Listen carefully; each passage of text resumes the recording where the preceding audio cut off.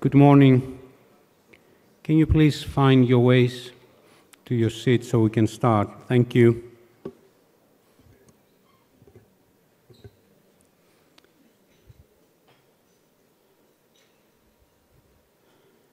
Welcome to the second day of the third Stavros Niarchos Foundation International Conference on Philanthropy.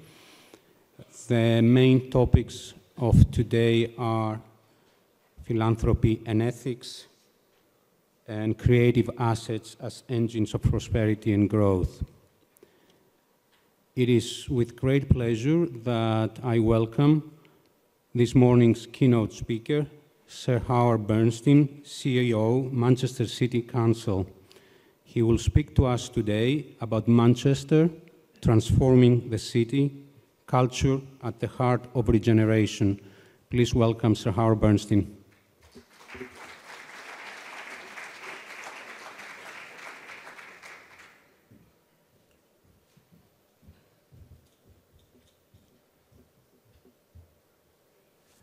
Thanks very much, Stelios.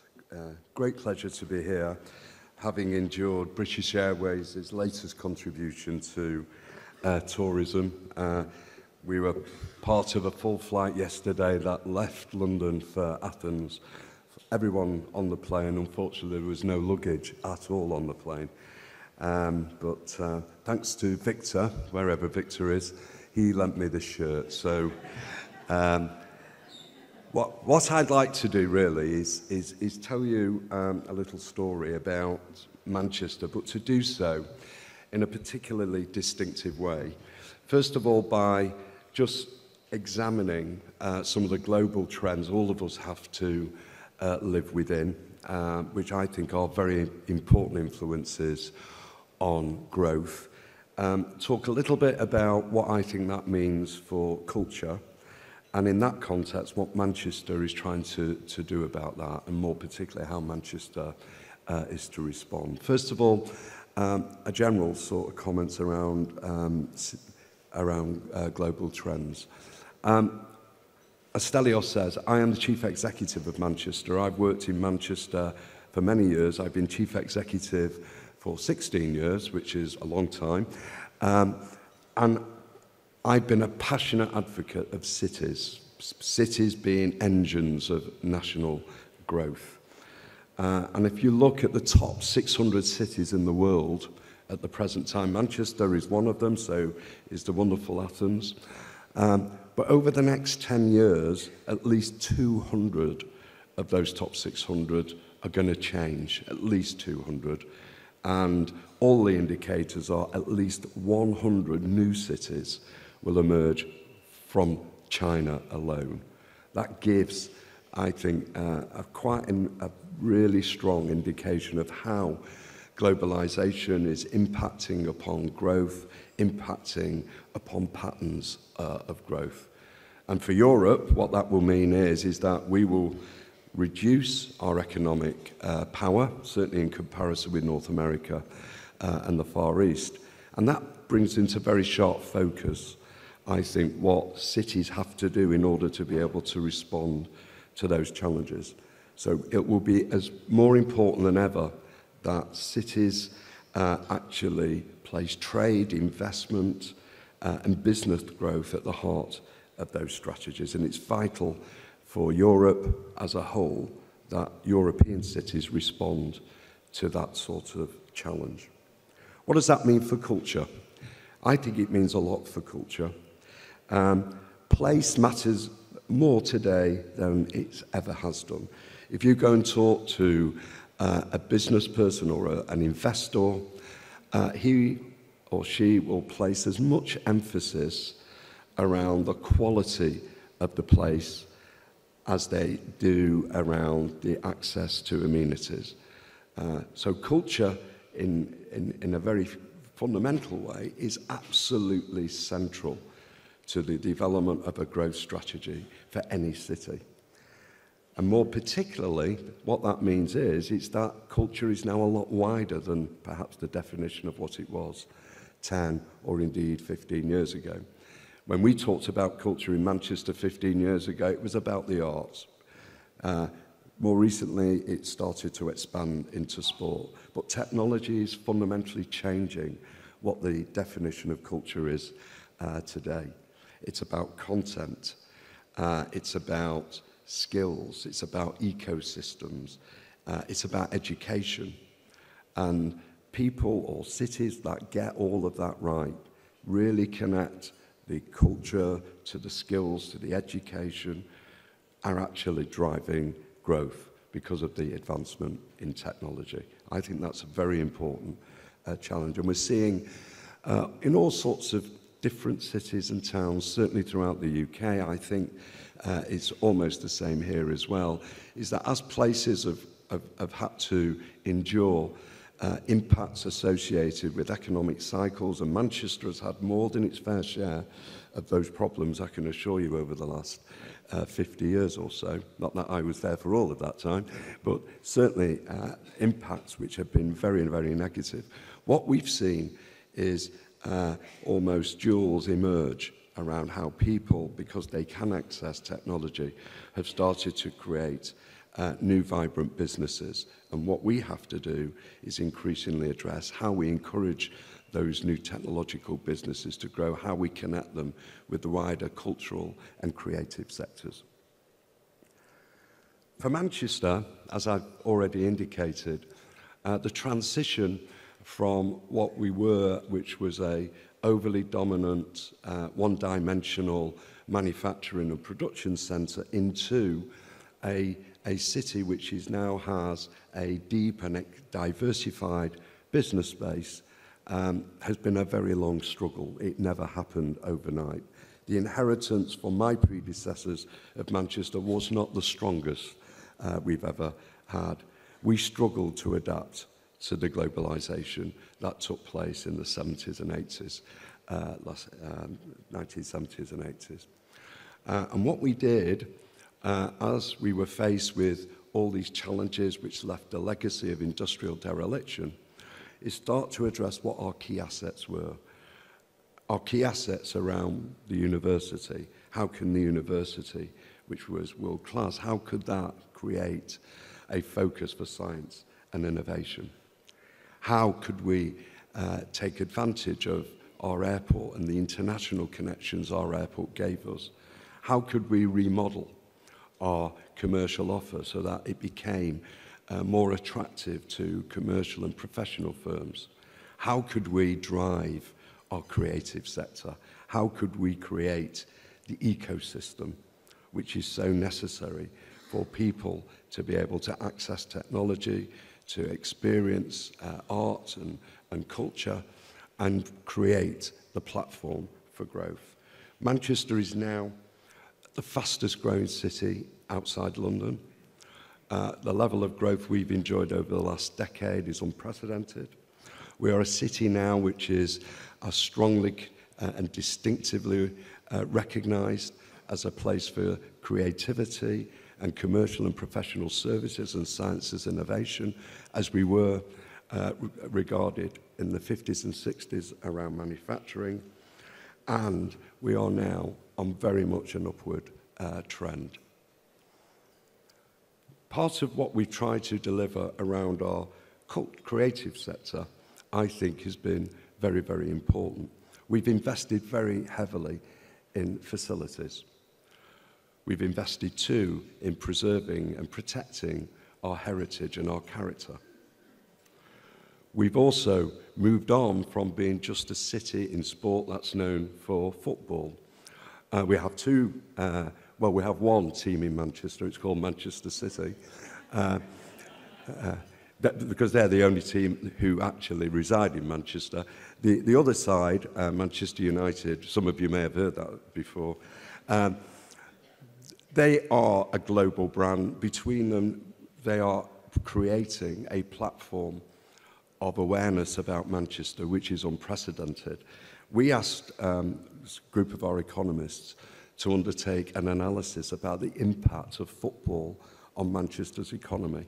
And what it came up with was quite startling because of the European and international penetration which those brands create, because of the attendances in European games and championships, the economic impact of those two clubs on Manchester is the equivalent of us hosting an Olympic Games every 4 years, which I think gives you an indication of the strength of those brands and how important it is. But equally, for us, it's very important that we strengthen and widen and deepen our cultural base and our cultural recognitions. And that's why, for me, one of the key lessons we've learned from other places, that it's not just about facilities, which is important, it's also about content, which is important. There are many, many examples of wonderful facilities all over the world. New York is one obvious example, but where the content of what's provided in those facilities doesn't quite match up to the quality of the facilities themselves.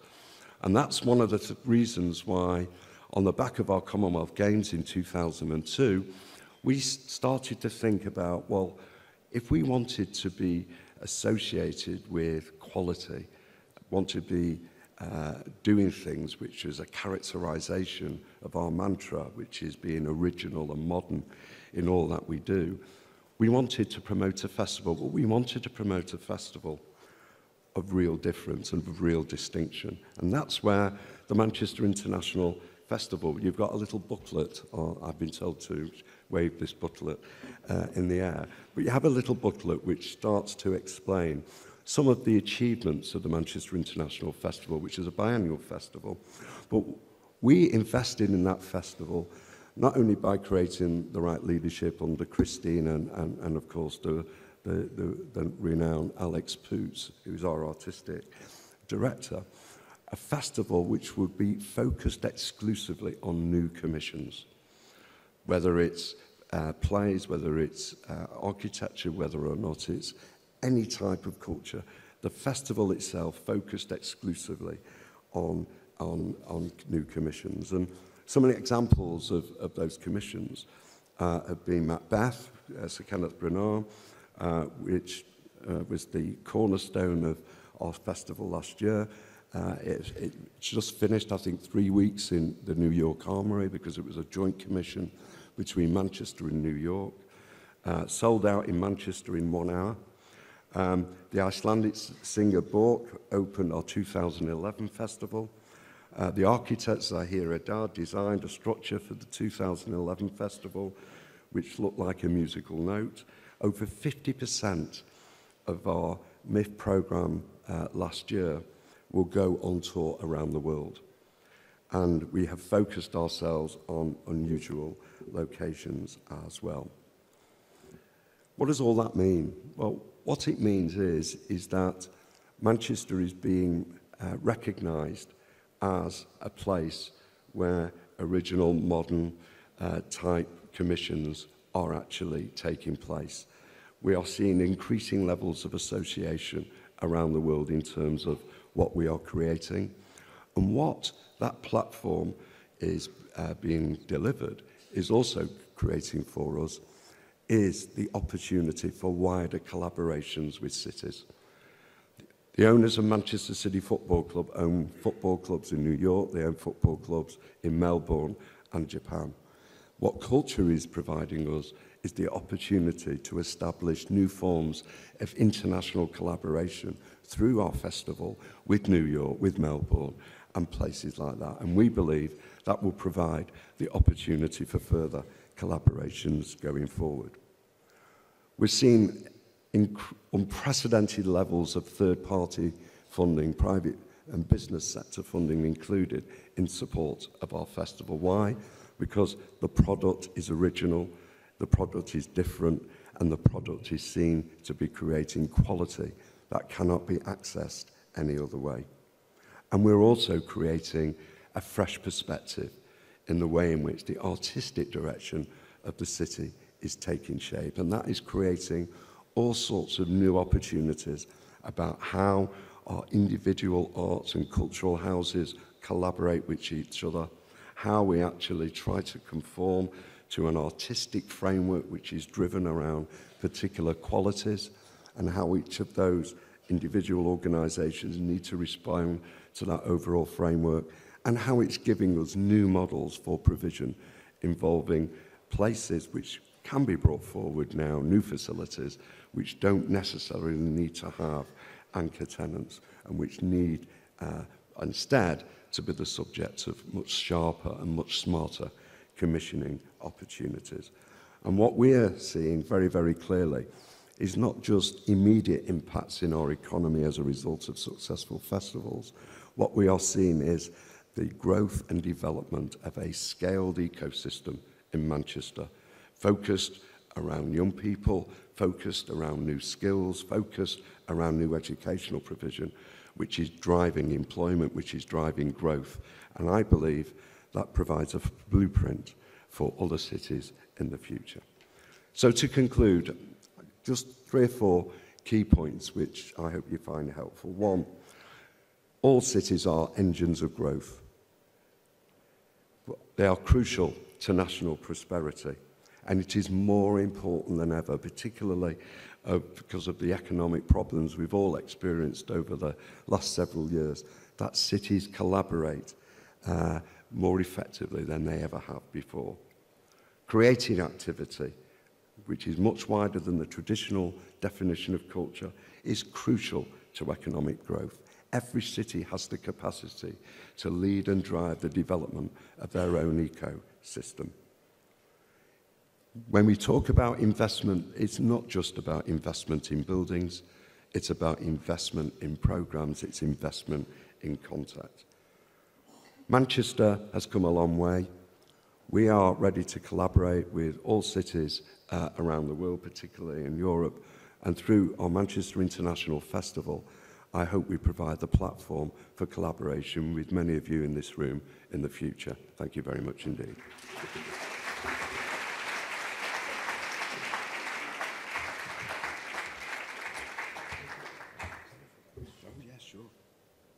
We would like to open the floor now to questions from the audience. Please raise your hands, identify yourselves, and ask questions, please.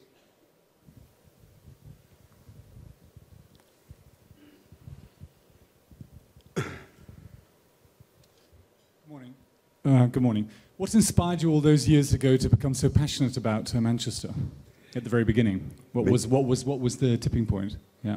Well, I was born there, so that helps, I think, be inspired by the place. I think anyone who spends any time in Manchester can't help but get inspired. There has always been a buzz about the place. There's always been a very strong civic pride. I was talking to Victor earlier. His brother came to stay in Manchester a few years ago, said he had the time of his life. It's a youthful place. We have some of the biggest universities in Europe, 100,000 a year students pass through our city. We therefore have what I would describe as a diversified entertainment model, something for everybody. And I think people, you know, we are cohesive. We heard, don't we, you know, the importance of multiculturalism. Well, you know, my parents came to Manchester, you know, their grandparents came 100 years ago, and the way everyone has been able to integrate within our city, I think has been one of our more remarkable achievements, and we celebrate that in our cultural programs and festivals.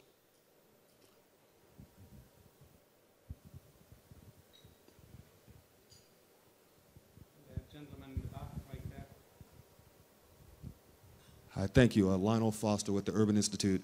I think there's often an assumption that arts and technology-driven growth can strengthen certain class fissures that maybe people with skills and means might benefit a bit more. Could you just talk a bit about what those conversations have been like, maybe who benefits from Manchester's growth and why? Yeah, I think that's a very, very good point. All our young people today, whether or not they are doing well in school or not, have access to technology. They can use technology certainly a lot better than I can. In fact, when my technology breaks down, my youngest daughter is absolutely the right person to actually repair it. And what I think economic strategies around the world don't really fully comprehend is how that energy, how that whole approach can actually be, in a sense, driven and actually embraced, so that the education offer for our young people is relevant to what their own particular skills are, how technology needs to become an increasingly part of our education offer, how in further education terms technology needs to be aligned with content and culture and creative activities in a way it's not at the moment. And what we're doing now is responding to the needs of young people, the needs of businesses, by creating a framework where their own potential can be progressed by actually challenging our education and skill providers to ensure that they bring forward those programs which are of relevance to young people today. And if you can do that, then what you have is a model which enables everyone in the city, everyone in society, to play a very full and active part in the economic activities of a place. And that's certainly something which we're seeing increasing evidence of in Manchester, but we've still got a long way to go in order to deliver our overall objectives. Nicole, right back there. Hi, good morning. Thank you. I'm Nicole Golden with the Center for Strategic and International Studies. Almost a bit of a follow-up on the last question. Can or how can cultural richness or cultural opportunity be measured and compared? Well, there's two different extremes, isn't there? One is the happiness factor, which we're seeing a lot more of, Richard Florida's indexation and all of that, which I think gives some pointers. But fundamentally, we are seeing very, very clear evidence around economic impact. So one of the things Christine and her colleagues do at the festival each time is, well, what's been the impacts of our festival? So they will scour the world for examples of critical acclaim. That's one way of measuring our festival. And then we will develop our own econometric model, which will evaluate what the impact has been, how many more people came to the city, what was the impact on our tourist facilities, what was the impact in our hotels, what was the impact in levels of spending within the city, in our restaurants, ticket sales, where did the people originate from.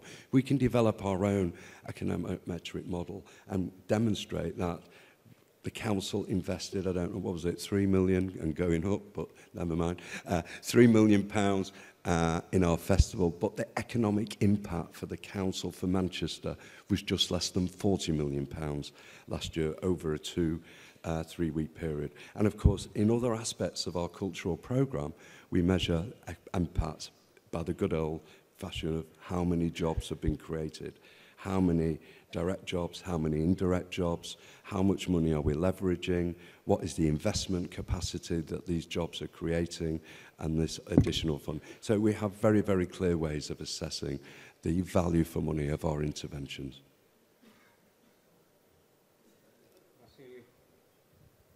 Good morning. Thank you for your kind presentation. Vasily Tsamis from the Stavros Niarchos Foundation. It appears that the Manchester International Festival did a superb job with Macbeth, The Machine, and others with Park Avenue Armory. Do you feel that we can triangulate this with Athens? And do you think we can leverage other know-how models and microeconomic metric models that you provide? One of the key themes of speech, and we've already started talking to Stelios and others, you know, we've got to collaborate. Athens has got to collaborate with other cities. Manchester would like to be a city which collaborates with Athens. We can learn so much from each other. I know your whole overall approach to philanthropy is probably a lot more advanced than ours in the UK. We can learn, therefore, a lot from yourselves. But in the context of not looking at just at culture, but looking at the creative sector generally, how we work together is something which I personally would be very, very keen to work with you and others to ensure that we have a very strong collaborative model. Just make one point, really, just to give you one example of how collaboration through culture can and sport can actually lead to other things. When the owners of Manchester City took over 5 years ago, we established a partnership. They invested very heavily in the football club. They've invested also very heavily in the community. Last Monday, they announced a 1 billion, which is 1.4 billion euro investment in housing in the eastern part of Manchester. And again, it shows a very, very clear pathway that how sport and culture can open up major new opportunities for investment and for community regeneration. Yes, please. Thank you. Good morning. My name is Chris Barakis. I'm from ACS Athens, but I'm going to speak as a parent. Having visited twice this year Manchester because my son is studying there, I feel the optimistic side of recharging youth because I saw 90% of the people working in Manchester are young people. And that for us in Greece is something that we don't see very often. And we would like your help to tell us, how do you employ so many young students to be successful in what they do? Because I see lots of smiles there.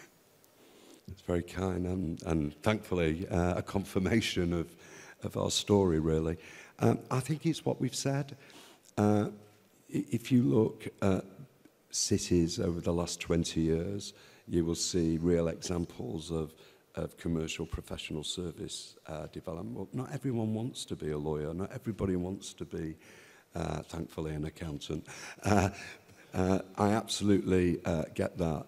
But what you have to do, therefore, is focus in those new emerging sectors which I believe are the key to long-term sustainability, the key to long-term growth, the key to long-term trading with different parts of the world. And that's where we've invested technology, life science.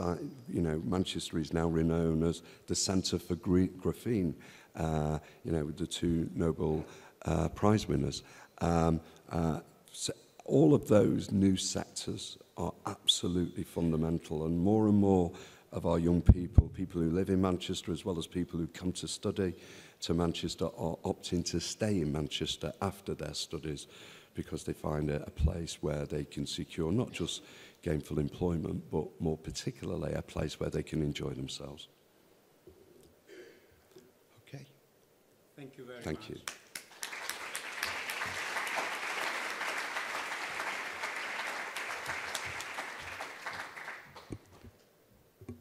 We will move immediately into the day's first plenary session on philanthropy and ethics, and I would like to ask all the panelists and the moderator to come to the stage. Thank you.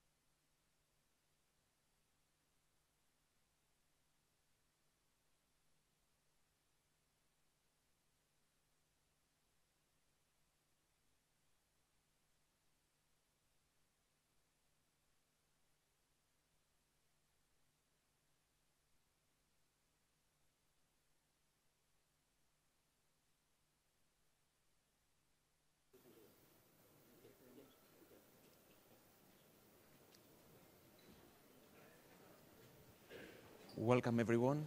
and good morning.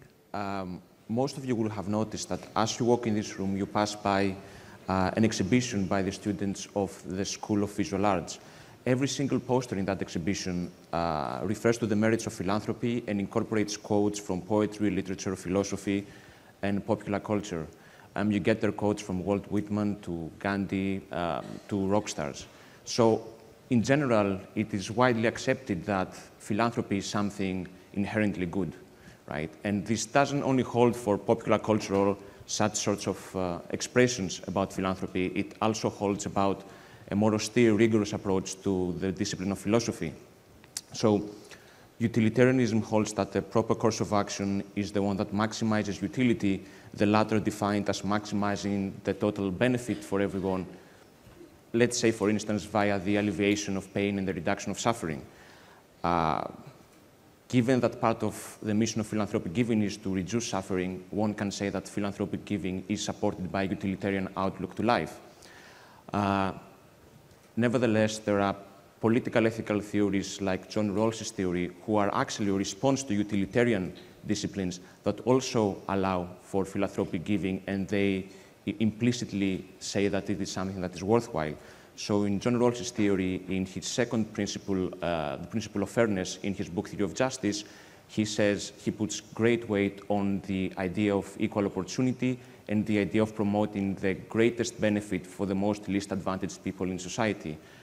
The Stavros Niarchos' foundation initiatives of recharging the youth that try, in a way, to promote equal opportunity, and the foundation's €100 million initiative to alleviate the pain of the economic crisis in Greece fit perfectly within Rawls's theory. So overall, we can agree that philanthropy, prima facie, it's something good. So this panel is not going to focus so much on the question of whether philanthropy is ethically good or not. This panel will focus mostly on ethical questions that philanthropic practice and charitable giving face on a daily basis, but are rarely discussed explicitly, either because of the pressure of daily management of philanthropic giving or because sometimes they are too difficult to face.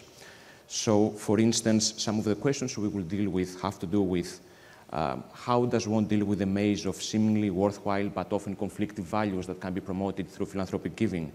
What are the challenges posed by cultural relativism, and how can one practice philanthropic giving in different geographical contexts or even within different groups within a single society? To what extent do ethical concerns are important in the daily practice of philanthropy? These are the questions that we will mainly focus today, and some others, and I give the floor to Nancy, who will kickstart this session.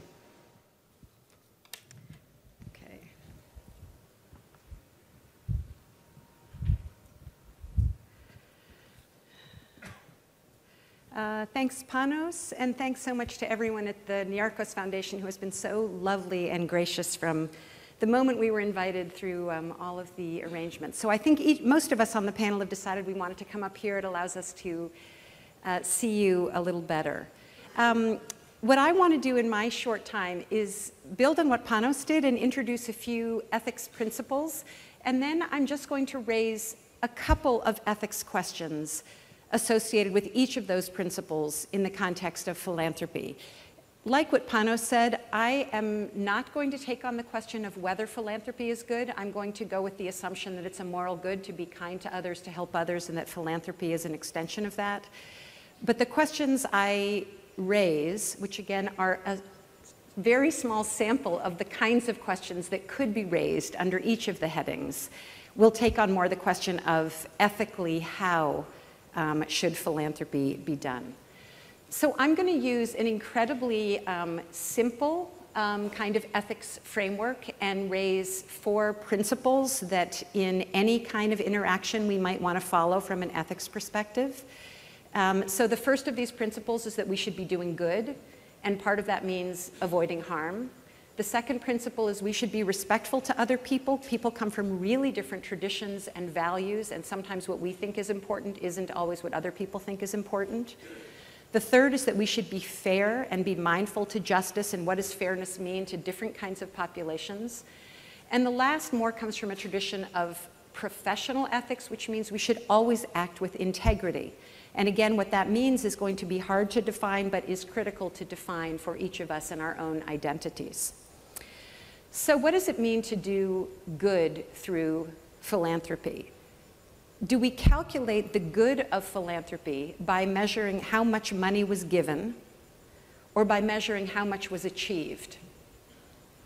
And then when we think about the parallel duty to do no harm, we again will assume that nobody who does philanthropy, and let's assume very few people in the world, are trying to do harm, exactly the opposite. But what kind of work do we do to investigate what the potential unintended consequences are of the philanthropic programs we implement? And anything can have unintended consequences, and I'm sure many of us have our own examples, but take, for example, a women's micro-lending program, which could increase women's financial independence, but somehow inadvertently could also increase the risk of violence against women.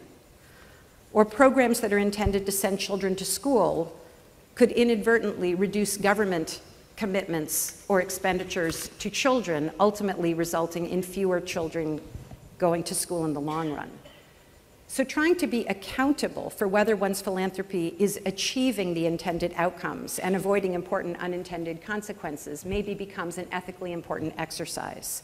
It raises what kind of upfront engagement and measurement is important before implementing a program, and then thinking about how measurement and maybe constituency engagement can become morally required when implementing certain kinds of programs. And again, this means measuring not only the intended outcomes and the degree to which they were met. For example, again, the number of women who took up loans and whether they repaid them, but also funding as part of the philanthropic gift, creative forms of measurement to figure out what the unintended consequences might have been, and again, devoting care to answering whether or not we're doing good.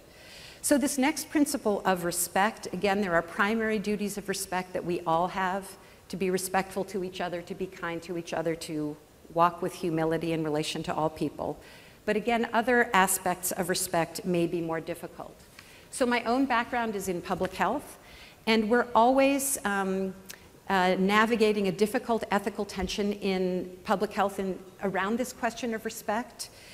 We have questions in public health about what's the right balance between being paternalistic, implementing a program that we know is good for other people, and respecting the values that they bring and allowing them to make the choices that they think are best for them. So we might in public health think that it's ethically appropriate to pass a law requiring people to wear seatbelts in their cars, and indeed in the United States many such laws have been passed. But there's always been a constituency that says, well, tell people about the importance of seatbelts and leave the choice to them. So in philanthropy, we might encounter the same tensions between paternalism, having a sense of what's best for a community, and respect, allowing people to articulate themselves what they think is best. There clearly is a tension in philanthropy in figuring out who gets to set the agenda and who decides what money will be used for. So again, to throw in another example from my own experience, for the last 14 years through my own work at Johns Hopkins, I've been helping to run a program that's funded by something called the Fogarty International Center to train people from Africa in bioethics, particularly around ethics in research. There's more and more public health research going on in Africa to prevent things like HIV and malaria and tuberculosis. And important as these studies are, and I'm a deep believer in their importance, there are often ethics questions that emerge in these studies to make sure that people aren't exploited, that people understand the research, that benefits really come out of the research enterprise.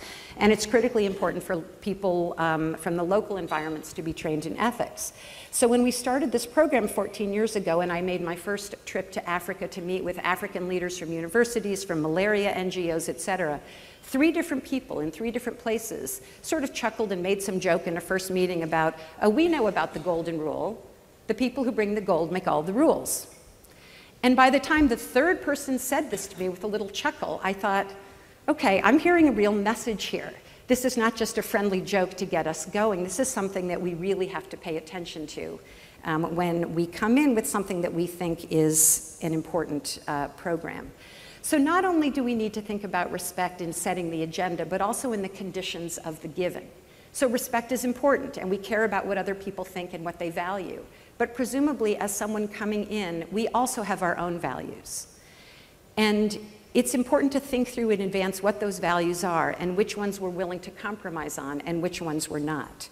So it may be a condition of the funding to say that women have to be hired in equal numbers, or that women have to be served in equal numbers, or that we won't tolerate discrimination with regard to ethnicity, or to put out what's such a hot button issue right now with regard to sexual orientation. And there will be some values that we'll stick with and some we won't, and I'm obviously not going to take a position on which ones are right, but to have a conversation in advance about which values are non-negotiable and which values aren't, and then to have it written down and have it be a policy not only is important for what signifies the ethical values of the funder, but also in moving to this next principle of fairness, conveys a sense of fairness, that this is not being targeted to a particular group or program, but is really what the funder stands for. So moving on to this third principle of justice or fairness, there is a lot of discussion that I've already heard in the short time I've been here about the justice questions that emerge in deciding what to fund, arts versus social welfare, or which populations, or whether to target those who are the least well off, in this Rawlsian principle. But I want to just raise a different kind of ethics justice question, certainly not one that I'm prepared to answer, which is, what's the appropriate relationship between philanthropy and the state? And what both ought to be the right relationship between philanthropy and government? And then what's the right relationship when government sometimes fails with taking on the responsibilities that we might think in an ideal world government should be responsible for? So again, in the country that I come from, the United States, there are tax incentives given for philanthropy. And there's a lot of very important reason for that, but there's a group of people who think that that's inappropriate in terms of what that communicates about the role of the state. If you're in a context where you feel like government has not fulfilled all of its responsibilities with regard to things like providing basic food, housing, education, or healthcare, again, is the right role for philanthropists to come in and try to fill in the gaps and help to provide some of those programs? Or is it more for philanthropy to get involved in pushing the government, being the nudge for the government in doing the things that perhaps the government should be doing through different philanthropic trends of doing things like voter turnout, democracy promotion, or avoidance of corruption? And then the last principle I just want to introduce is that of integrity. And many foundations have policies to promote integrity, have policies with regard to their own governance structure, policies with regard to transparency. There's a foundation called Glass Pockets, which devotes itself to helping foundations think about things like transparency and improve their policies and think about all the ways in which they could be transparent. But again, the form of integrity that I'd like to discuss is integrity to one's own core values and mission. And this is the place where I want to diverge from thinking about the ethics issues that the philanthropist faces to the ethics issues that the recipient might face. There are some kinds of issues that I think are more widely talked about, what some people call tainted money, or would I take money from this group? The School of Public Health at Johns Hopkins made a decision a while ago to never take money from a tobacco company. That's a decision that has to do with what are my core values and what does the funder stand for. But I think the harder issues are not ones where you worry about the politics or mission of the funder in that tobacco kind of sense, but more when I, as a recipient, have my own values and mission, and what the philanthropist is interested in will take me off course, will take me off mission. And I start to have a potential conflict of interest where the influx of funds will be really important for my organization. But starting to diverge from my own mission becomes challenging. And it again is, when I've experienced any kind of ethical tension like that, it just reiterates to me this importance, which we've talked about as a panel informally, of having some kinds of principles and values to stand by as a recipient organization, as well as presumably as a philanthropist, to get a sense of what our own ethical identity is and how we can try to stay true to that and when we're willing to waver. So I'm going to end with those thoughts and questions and maybe turn it over to Jeff. you, Nancy.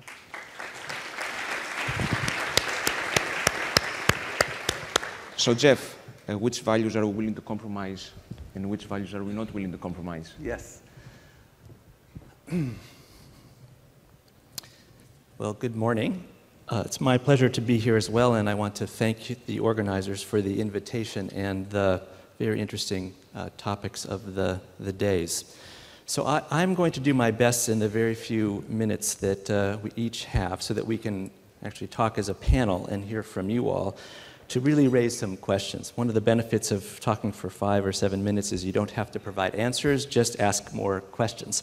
So I will do that. The context in which I am going to focus my remarks is on the issue that in moral philosophy, and my background is as a philosopher, that we know in the application practically of thinking about ethical issues that people in different societies or at different times in history make moral judgments that seem to be at odds, or at least different, with those from another place or time. And philosophers call this the problem of moral relativism, that morality seems relative to time or to place or to culture.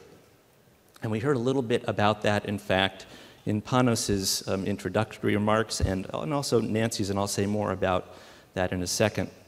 So the focus that I want to take is actually on one part of this problem of moral relativism, and that is the aspect of relativism related to culture.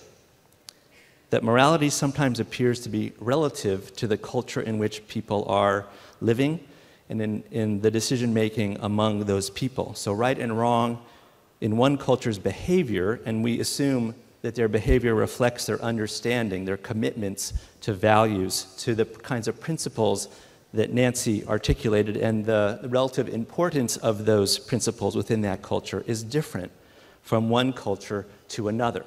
So it's a sort of descriptive observation that seems to be the case. So just to be a little bit practical about this, in the areas in which I work, and Nancy and I work together in biomedical ethics, or bioethics more generally, the challenge of this sort of cultural relativism is evident in examples like how we discuss the beginnings and ends of life, how we think about the use of animals in research, and in emerging areas of science such as embryonic stem cell research. So what is acceptable and policies made in one culture is actually different than they are in another. And so the question then is whose ethics should govern? Should we allow what seems to be this difference? This is a really important ethical issue when the choices of a philanthropic organization are faced in crossing cultural boundaries or societal borders. And we'll talk more about this as a panel. To bring this home, I happened upon some very recent and interesting research that shows that these differences are influenced by a somewhat unexpected factor, which is quite relevant, I think, to our discussion together today, which is that of language, the language that individuals speak. So researchers in 2 different parts of the world, Boaz Kazar at the University of Chicago and Albert Costa in Barcelona at the Center for Brain and Cognition Research, took on a very interesting approach to a standard philosophical question and asked people to answer questions about the ethical duties that they perceived as appropriate depending on their native language, the language in which they were asked the question. So the research focused on what is known in philosophy as the trolley problem. I'll describe what that is. The trolley problem is well known to moral philosophers. People are asked what you would do in the following hypothetical situation. And I know we're going to be using clickers later. It would be an interesting time to test this out on you all, although I don't think we're going to do that today. So here's the question for you all. You're standing on a footbridge, a bridge over a set of train tracks, and an approaching trolley is coming down the tracks out of control, a streetcar. And approaching 5 people further down the track that will be killed if the trolley continues on its path. The only way to stop the train from killing those 5 people is for you to push a large man standing with you on the bridge off the bridge onto the tracks below so that it will stop the train and prevent the 5 from dying. But in the process, of course, the 1 will be killed. So what would you do? I'm not asking you to answer that question. Surprisingly, the response when people are asked that question varied in the following way. The individuals who were in the research project spoke either English or Spanish as a first language, and they were then randomly assigned to hear the hypothetical question I just offered to you in either their native language or the language that they knew as a foreign language. So they were either native speakers of English studying Spanish or native speakers of Spanish studying English. In their native language, so here's the interesting outcome, in their native language, only 18% said they would push the man off the bridge, but in their foreign language, 44% said they would push the man off the bridge. So more than double, almost half the people switched over. Similar results were found in other foreign languages, so it wasn't just English-Spanish combination that yielded this result.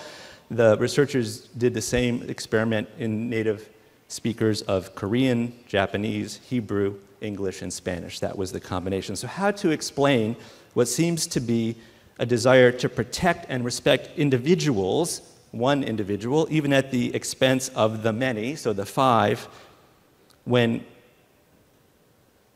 doing so is when it's asked of you in your native tongue, but to embrace what seems to be a utilitarian approach, save the 5, but sacrifice the 1 when you're asked in a foreign language. The researchers say that, effectively quoting a very famous person who just passed away, Nelson Mandela, this is the answer. If you talk to a man in a language he understands, that goes to his head, so the foreign language. But if you talk to him in his language, that goes to his heart.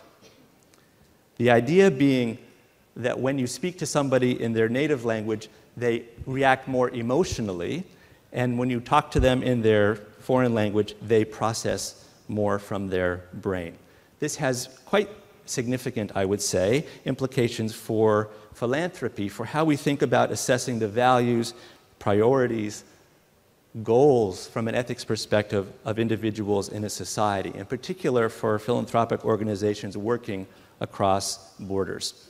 So the take-home in that particular example is that a framework for how to think about the ethical implications of philanthropy on the part of donors is certainly critical. Even more so, it turns out, my last little comment about this, that the research showed that when the example is a stressful one, when individuals are told it's an emergency and you must decide quickly, do you push the man off the bridge or not, they react in the way that I mentioned. If you give them an example that I won't go into detail because of time, that allows them a little more thought about it, they react much more utilitarian. So under conditions of stress, the reactions are much more notable in the difference between native versus foreign language. And that's an important take-home, I think, given so much of the discussion of the last day and today is about what to do in conditions of real stress upon societies. So I think with that, given the timing, I should stop, even though there's much more to say, and I hope we'll have an opportunity to talk together on the panel. Thank you very much.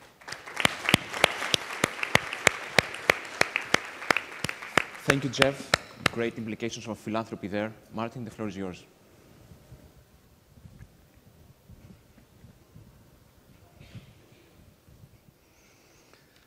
Thank you very much, and thank you too for the kindness shown to me by the organisers of the conference. Ethics are the moral principles that govern an organisation's behaviour or conduct, and defining and applying an ethical perspective to the whole of philanthropy is a daunting undertaking, as I think Jeff was demonstrating. It is an overwhelming task to figure out what ethical values human beings share across our differences of race, religion, ethnicity, national identity, and material wealth. Now, I work very closely with the Carnegie Council for Ethics in International Affairs, and Joel Rosenthal, their president, has initiated an ambitious 3-year project called Reimagining a Global Ethic.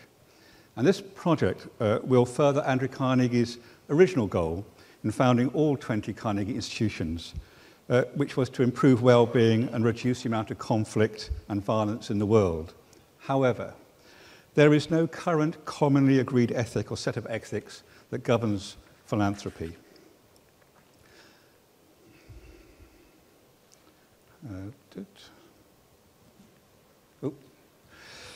Let me give you a view of what really governs philanthropy. Money is at the heart.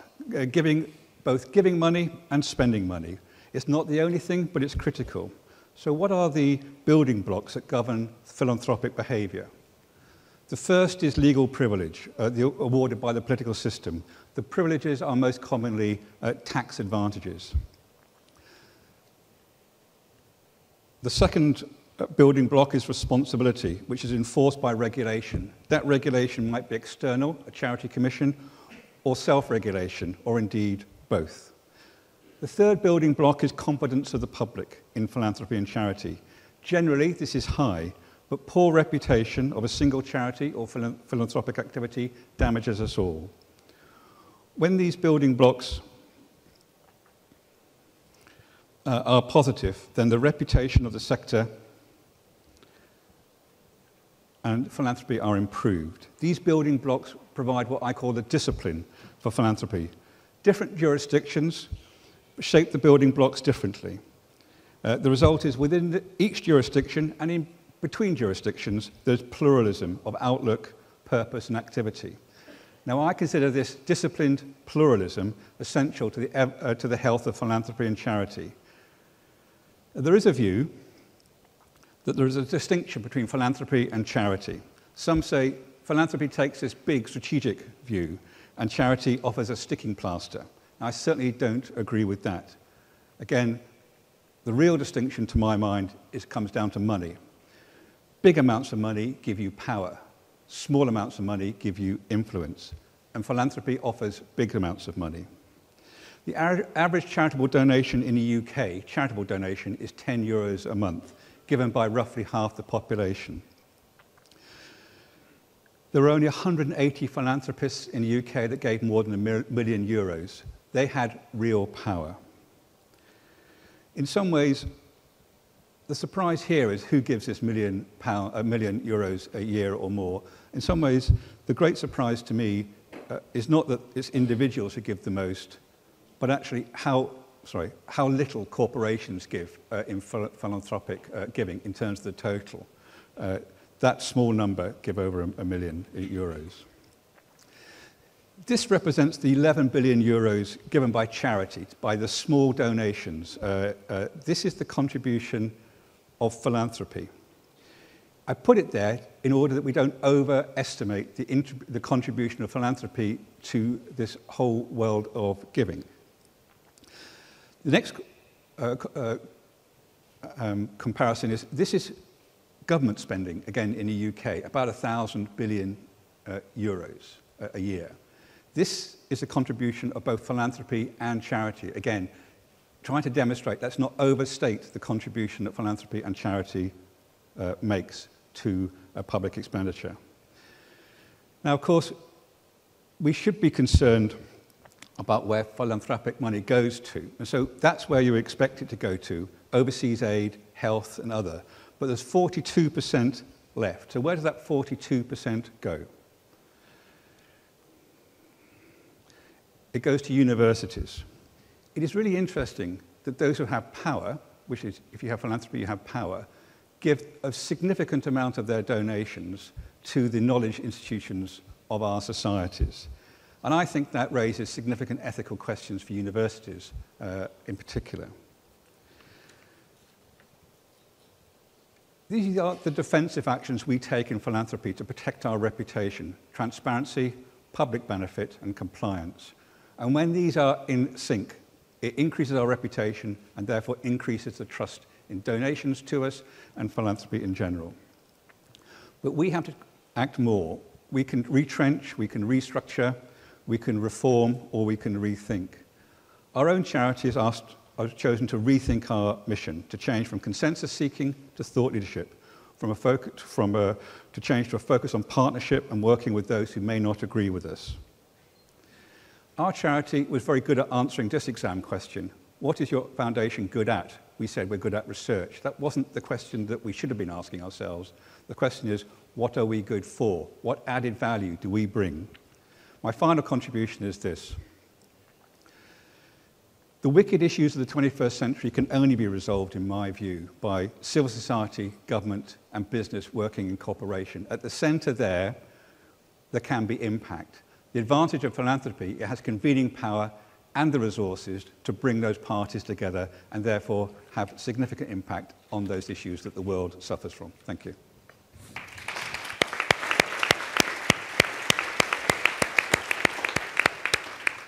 Thank you, Martin. You appropriately mentioned corporations in that presentation, which sets the floor for Chris to talk to us about ethical issues that are faced when philanthropy deals with corporations. Thank you. Good morning.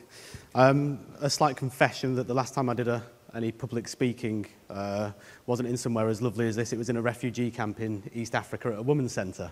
And I'm a little nervous because after saying something very sincere and appropriate, or what I thought was, the only question from the audience was an old lady at the back who stuck her hand in the air and said, "Excuse me, Mr. Baldman, would you marry my sister?" So I hope the questions that you raise are a little bit better than that, and I should be fine. So firstly, it's my pleasure to be taking part in the conference and as a guest of the foundation. I'm going to talk a little bit about corporate philanthropy, about the intersection between Oxfam and multinationals in particular. But before I do, I'll quickly mention who Oxfam are, because I know that many people might not have heard of us. Oxfam, last year we helped 15 million people benefit in over 90 countries from development programs, from humanitarian responses, and for campaigning for change. From the Philippines typhoon, where we're supporting 750,000 people and with the support of the foundation, to our work challenging governments to implement an arms trade treaty. Coming to Athens is actually a homecoming for Oxfam. Our first response back in 1942 was to the Nazi occupation of Greece to support displaced people. So we were actually born here. I'm going to speak, as we said, about ethics. And to me, in my experience, ethics is intimately linked to power. As the world changes around us at lightning speed and as power balances shift and shape around us, so too Oxfam must change from just a service provider, people who dish out, say, malaria nets or hygiene kits, to also an influencer, putting power in the hands of the poor and giving them a voice to shape decisions, change power structures and challenge inequality. We're adapting and addressing the structural issues of poverty at an ever-increasing scale. This brings the ethics of our transactions and our relationships and ties into sharp focus, where the lines between those with power and influence converge at the very heart of our mission. Like any other organisation, we need resources to achieve the principal aim of giving people rights and often saving their lives. But those resources are concentrated in the hands of the relatively few and can sometimes be held by the very people we need to see change most. Those are the corporates, the institutions and the governments. Corporate engagement is one of those areas where there is a nexus. The competing agendas of multinationals to gain power and resources, land, water, labour, to prove to the myriad of shareholders that they can outcompete the competition, grow value, profitability, acquire competitive advantage and hold governments' feet to the flames with the law of inward investment, versus our desire in civil society to influence them to have a pro-poor agenda and at the same time, unfortunately, in the contradiction, access their resources, their money, their infrastructure, their influence and their knowledge. If you take the global food industry as an example, less than 500 companies control 70% of the world's food production. There are 1.5 billion food producers on the planet, most of which are smallholder subsistence farmers living in chronic and debilitating poverty. Allied to this, there are approximately 450 million people who are in waged labour roles within the system, and up to 60% of those are living in poverty, whilst at the same time increasing the yields and the dividends of the big global food corporations. Wave after wave of investigative reporting, particularly recently, has highlighted the realities on the ground, whether it's tea pickers on the tea estates in Sri Lanka, the devastating Rana Plat's tragedy in Bangladesh, and the recent report exposing slave labour in Thailand's fisheries supply chain. These are products ultimately ending up on consumers' shelves in supermarkets. But facts, figures and reports, damning as they are, can be applied to every industry on the planet. The inequality game that the planet plays is as fierce now as it has ever been. And if you look on every high street, in every shopping mall, you'll see companies and charities enmeshed in symbiotic relationships, fair trade marks, on-pack endorsements, charity tins. The public face of these relationships is only one element of a myriad of exchanges happening across the space: public-private partnerships, collaboration in the field, employee engagement and sponsorship of events, product development, testing, grant proposals going back and forth before a staff vote. It's far from uncommon to see charities stood waiting in the reception of a major firm before being called in to pitch to the board for Charity of the Year, in the same selection process that you'd find for an ad agency or an IT supplier. And I know because I've stood there many times and started to stress and panic about whether we'll win their favour or not. Some would rightly argue that for Oxfam to assert its influence over the actions and activities of a powerful machine, the policies and the practice of these multinationals, there needs to be a very clear firewall between the civil society organisation and the profit-hungry multinational. Simply put, some people would say, do not take their money. The argument can be justified along many lines. Some might argue it is tainted or robbing Peter to pay Paul. Why take money from a structure that has exasperated poverty to simply apply that money to a problem elsewhere? If you take their money, it's a form of commercial hush money, an attempt to publicly align with you, the NGO, in order to procure your goodwill and your brand benefits and avoid your criticism. Some would argue that the very notion of corporate philanthropy doesn't exist. How can something without a conscience make anything other than a rational choice to meet its strategic agenda? I was reminded of a phrase recently of a friend who sits in this camp, and he said, I think it's a quote from somebody else, but he said, corporations have no soul to damn and no body to kick. Are we, the NGO, being naive in accepting the benevolence of a multinational under the illusion it cares, shares our mission and shares our values? The most compelling argument against the case for acceptance is always that influencing a multinational's policies and practice must take precedent. If they need to change, that must come first. Without that direction of travel in place, a financial relationship cannot be justified. Other opinions within the NGO sector fall in extremis at the other end of the spectrum. They would argue that business and morality are mutually exclusive, or accepting donations from an organisation's charity committee or foundation is fundamentally distinct from the dark arts of its core business or its PR machine. They might argue that multinationals have achieved far more than any NGO in eradicating poverty. Who are we to claim the moral high ground when they've proved their model far more successful than our own? They're being lazily characterised as evil, despite Google's claim to the contrary. One of the most compelling arguments I heard was from a beneficiary, a discussion with a young chap at a water point that we installed in Kenya. And he pointed to the people queuing for the water, and he said, right now, these people need to survive. These companies you mentioned, they've never heard of them. They don't care. They just want to survive. His argument fell somewhere between the curse of knowledge and the immediacy of people's needs have when they're living on the edge of existence. And that's a world away from the debates at this conference and from the financial capitals of Europe and the US. In respect of youth and employment, there are many here today. Some of you are with a donor, the representative of your corporate foundation, from the corporate themselves. Some will be from civil society looking to build networks, as I am, and build capacity of your own programs. Each and every one of us has a point of view falling somewhere on the spectrum between absolutely no and, of course, yes. And the challenge becomes this. Is the multinational conglomerate a hero or a villain? Can anyone take a binary approach to those sorts of engagements? Can you separate philanthropy or benevolence from the actions and activities of a business as a whole? I know of one multinational food company, I won't name, but who seek convergence to learn and to be challenged. They've said on a number of occasions that the influence of those they engage with to improve their standards are far more impactful than shouting from the sidelines. Their argument being, we know we're not perfect, but we're trying. Encourage us to change with the carrot and not the stick. They're blessed, as it happens, with a really progressive CEO, but there are many others who aren't in such a position. Looking through the lens of youth and employment, to the donors, I'd argue, within your core business, are you doing everything you can to build the case for fostering the talents of the youth? Does your board believe it, and does it drive forward that agenda because it recognises it has a social contract? Will that culture and that purpose outlive your CEO? Does it pay lip service to the issue, or have they stood at the AGM and declared growth at any cost is not acceptable?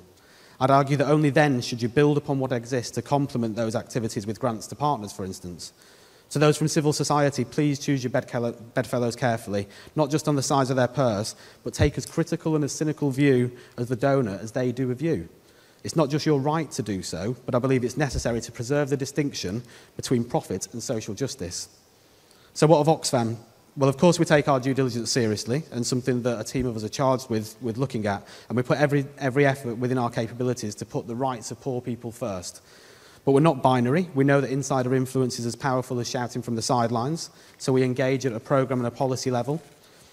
And we accept funds from roughly a third of multinationals that we screen. But we're not naive. We invite expert consultation on areas that potentially contradict our mission. Our test of engagement begins with one sentiment, and there's a whole process behind this. But the question that we ask ourselves, and it's very easy to ask, and we're in a situation where it's very difficult often to evaluate, but we're in a different position than some in that we have to make a decision. If we're faced with a humanitarian crisis or a long-term development program, one of the things we have to do in this ethical space is make a decision. The question that we ask ourselves at the start is this: does the donor substantially or willfully undermine our cause? We look forensically at what we've coined the 5 Ps: a company's policies, its practice, its products, its processes, and finally its principles. We don't take the decisions lightly, and when push comes to shove, we always retain the right to walk away or to criticise them publicly and privately. As a consequence, we don't generate, as Martin said, we don't generate income from the corporate sector to the same degree as some of our peers, but we continuously try to walk the path between principles and pragmatism to the best of our abilities. We're dealing with the concept that I've actually uncovered during the course of this conference, I didn't know it had a name, of incommensurable values. On each relationship, how do you compare, for instance, the grants being offered of $1 million to an education program in the DRC to the fact that the donor doesn't pay a living wage to its workers? The same challenge faces civil society in Europe. The policies of governments and markets that may have led or exasperated to the chronic shortage of opportunities for young people versus the grants available directly for them, for you to do your work. Thank you.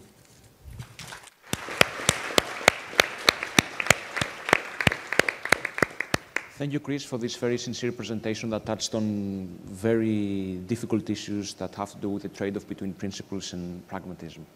Susan will talk to us about the capabilities approach, which is an ethical theory, and how it guides practical decisions. Good morning, everyone.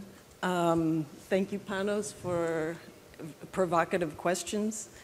Can you hear me? Okay. I'd like to, as Panos said, I'd like to propose the capabilities approach as a framework for thinking about the ethical dimensions of philanthropy. Capabilities is an international human development model that's associated with the economist Amartya Sen and the philosopher Martha Nussbaum. First, I should say that we come to the capabilities approach not as experts on ethics, but we are social researchers who do empirical work on the value of the arts and culture in everyday life. So we view the arts from the lens of social justice, and we're looking at issues of social inclusion, equitable community development, and broader social well-being. So, but we thought it would work for the panel because we think our use of the capabilities approach to ground our research could contribute to a discussion of how ethical theory might inform actual practice of philanthropy. So at the core of the capabilities is a question. What are people actually able to do and to be? What real opportunities are available to them? The simplicity of this question, says Martha Nussbaum, indicates that the approach is well equipped to respond to the complexities of human life and human striving. So this theory, the capabilities approach, has gained wide influence in recent decades. It's been used for the United Nations Human Development Index, for the European Union and the OECD studies on poverty and social exclusion, and by the Commission on the Measurement of Economic Performance and Social Progress, chaired by Sen and Joseph Stiglitz. So our research group, has used Sen and Stiglitz's 2009 report as the starting point for our current work, which is development of a social well-being index for Philadelphia, New York, and a couple other US cities. Their Sen and Stiglitz's framework provides for us not only a practical way of measuring social well-being, but also a way out of the debate over the intrinsic versus the instrumental value of the arts that impact studies often provoke. So the question is no longer whether the arts promote well-being, but rather how do opportunities and access to the arts are a part of well-being.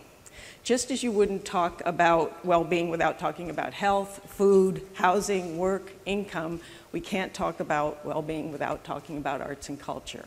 That's the premise. It's a multidimensional premise. Our research demonstrates that the primary way the arts influence social well-being is through social interactions that they promote directly, and then social networks that they spawn as a result of these. In other words, the relationship of the arts to well-being is primarily the result of social, not individual processes. So in particular, a few examples, we found that neighborhoods with high density of cultural resources enhance residents' capabilities by increasing their freedom to choose whether or not to engage in the arts. And at the same time, not only do these cultural clusters foster cultural engagement, but they also contribute to the health and to other things like the health and affiliation capabilities of residents. So just with this little peek at the research, how can our experience grappling with capabilities, which is something we've done for a few years now, contribute to a discussion of ethical theory and the dilemmas of giving? We think a couple of ways. First, capabilities theory articulates a holistic approach to human development based on cross-cultural principles of social justice and centered on dignity and self-determination. So Amartya Sen sees poverty best understood as capability failure, heterogeneous failures of opportunity. Therefore, income and wealth are a means to an end, and capabilities are the end. Second, capabilities is a grounded theory that inspires an iterative approach to the formulation and practice of values-based decision-making. So in other words, good theory can shape values and mission that guides practice, and in turn, practice can inform and refine the values and mission that are driving the decision-making. Iterative. Third point, capabilities is an evolving theory that sparked international scholarship and shaped national and international development policy. So if we step back, just to conclude, if we step back, we can see that the explosion of social inequality is a major moral dilemma of our time. Philanthropy, in fact, exists as a product of the unequal distribution of wealth in society. It is therefore a moral responsibility as well as a unique opportunity to address social inequality and its consequences. From an ethical perspective, especially at the local level, philanthropy must assess its actions as well as its aspirations. As they say, if you're not part of the solution, you're part of the problem. Thank you.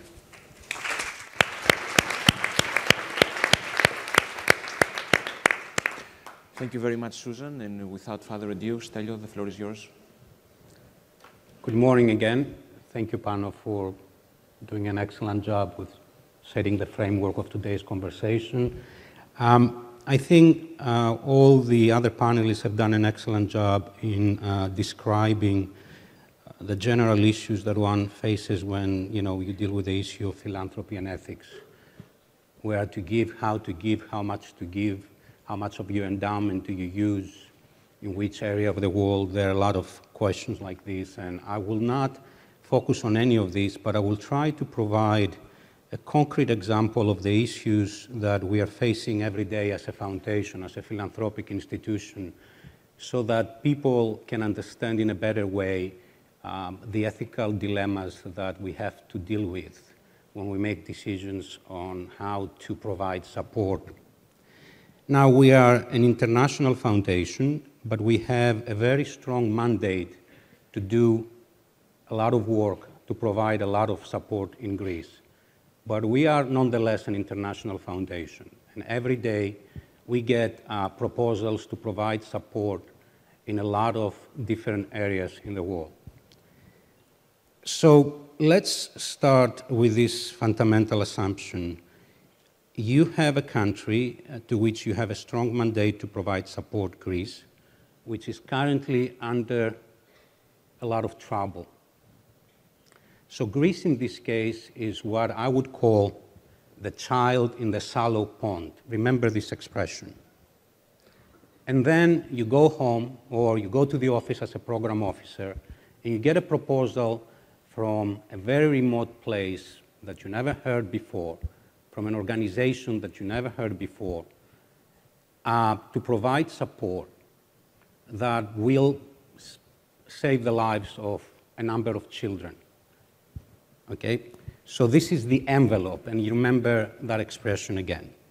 So you're facing a basic dilemma here. Do you turn towards the country to which you have a strong mandate, or do you consider supporting an organization that you never heard before of in a very remote place? Do you do both? How much in one case and how much in the other? Now, many, many years ago, Peter Singer, the famous ethicist, came up with a very famous by now ethical puzzle, the puzzle of the shallow pond and the envelope. And this is the puzzle. You are going back home from work. You've just bought a very expensive suit. And as you walk going back home, you come upon a shallow pond where a child is drowning. What do? Do you jump? Remember, the pond is shallow. If you go into it, what can happen to you is you can ruin your 10,000 suit that you just bought, but there's no danger to your life. So do you do that? Do you go into the pond to save the child? Then you go home and you get an envelope. In this particular case was the Bengal Relief Fund to save lives of children overseas in India. Okay. What do you do with this envelope? Do you put it on your kitchen counter and you never look at it again? Do you open it immediately and decide to take action? What do you do? And Singer correctly identified the problem that if you decide to ignore the child that is drowning, it is probably, and I'm 100% sure, it's considered despicable to do so, unacceptable, that you won't jump into the pond to save the child. Now, if you decide to ignore the letter, that is not despicable. Nobody cares about that. You will not even think about it. It won't bother you. You won't even consider it again. But these ethically, these are exactly the same issues. There's no difference between these two things. In both cases, if you ignore what you have in front of you, it will end up in loss of life. Okay? But one is considered unethical, and the other, there's no problem with it. It's not ethical, but it's not unethical to the mind of most people. And in this case, you can say that Greece is the child in the shallow pond that is right next to you, and you have an obligation to jump into it and help. And the envelope is the proposal that you get from a remote part of the world to save people that you don't know, you don't have any connection with them, anything like that. Then let's go into something else. There is a very famous passage in Dickens's A Bleak House where the narrator accuses the protagonist, Miss Jellyby, and quote unquote, she could not see anything nearer from Africa. She was so concerned with those who were unfortunate abroad that she could not see the squalor and the destitute that was happening around her front door. She was fully occupied with helping people in Africa, far away, not concerned with what was happening right next to her. So again, in this case, the poverty, the destitute, the extreme conditions at home, one can say that today, for us as a philanthropic institution, is Greece. Africa is the proposal that we get from somewhere far away. And so what do you do again? And this is something that we discuss internally. This is a debate that we consider. You have to. As a philanthropic institution, you have to. And I would not tell you how one deals with it. I think it's something that you should consider. But I'll go back to a moral approach that, again, Peter Singer put forward many, many years ago. If we can prevent something bad without sacrificing anything of comparable importance, we ought to do it. So in this particular case, to me at least, if you can prevent something bad that is happening in another place of the world without sacrificing something comparable that is happening next to you, let's say the situation in Greece today, you ought to do it. The scale of it, how you divide, how you approach it, how much you give in one case, how much you give in another case, it's an internal debate. It's logistics at the end of the day. But the moral approach is that one, and I agree with it. Now, I want to quickly set a couple of more issues. For many of us as philanthropic institutions, the distance between us and the people in need that we ask to help every day is very large, even if these people are right next to you in terms of social issues, economic issues, everything that you want to mention. There's an enormous distance between us providing support and those who are poor. You cannot deny that. And there are many obstacles in the middle of the road as you try to consider how to do this. Now, for many, many years, the way we provide support, not only us, but everyone actually, is one and the same. You decide, there are certain standards that you follow, you check the organization, you do a background check, you do this, you do that, and you provide support. A few years ago, two economists at MIT, the Global Poverty Lab, wrote a very important book, Esther Duflo and Abhijit Banerjee, Poor Economics, a Radical Rethinking of the Way to Fight Global Poverty. They did extensive research in the way organizations like us all over the world provide support for social causes. And the data proved clearly that the way we do things is not working. For a lot of reasons, that we don't understand the landscape of those countries where we're providing support. There is a lot of corruption. There's a lot of money lost in the middle. The data clearly shows that the way as organizations that we do things is not really working. A lot of this money is not going where it should go. It's getting lost. And this is where an ethical dilemma comes into place. Do you continue to do things the way you do things just because everybody else is doing them and just because you have been doing them in the same way? Or do you decide to look into doing things differently when you know that you do provide support, let's say 60% of it goes where it should go, but 30, 40, 25, it doesn't because of the inherent obstacles that exist there. The distance, again, is too large. There's a lot of trouble navigating that landscape. And another one, and I will finish. There was a book that came out a week ago by a very distinguished New York University economist, William Easterly, called The Tyranny of Experts, Economists, Dictators, and the Forgotten Rights of the Poor, in which he makes a very important argument that a lot of organizations, whether it's the World Bank, USAID, the Bill and Melinda Gates Foundation, a lot of the large foundations, provide a lot of support in third world countries that are not democratically ruled. There is a lot of corruption. So he makes the argument that we do this without at the same time trying to change the system. And he argues that democratic societies, transparency, absence of corruption is the only way really to help the poor. And if yuan continues to do things the way we do today, keep providing support for the poor in a corrupt environment, in a way you are providing a band-aid, nothing else. You're not changing the environment. You're not providing a long-term solution. And the argument here is the following, the ethical dilemma. Do you continue to follow your agenda as an organization, to do what you know how to do? Okay? You provide support in Ethiopia where you know that there's a corrupt regime, where you know that people there are suffering more because of the corruption rather than the lack of support. Or do you insist for systemic change? But then you get into another ethical dilemma, and that's policy. How much can philanthropic institutions get involved with policy and changing policy? Thank you.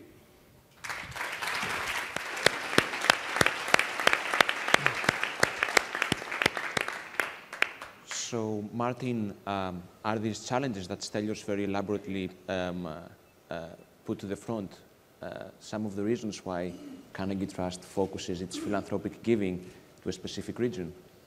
I think they're exactly it. There was, I'm reading a lot about the history of the First World War at the moment, and one of the major criticisms of those with power is something called strategic indecisiveness. They kind of did everything, but not enough in every single aspect. Not enough troops here, not enough investment there, not powerful enough alliances. The result was catastrophe.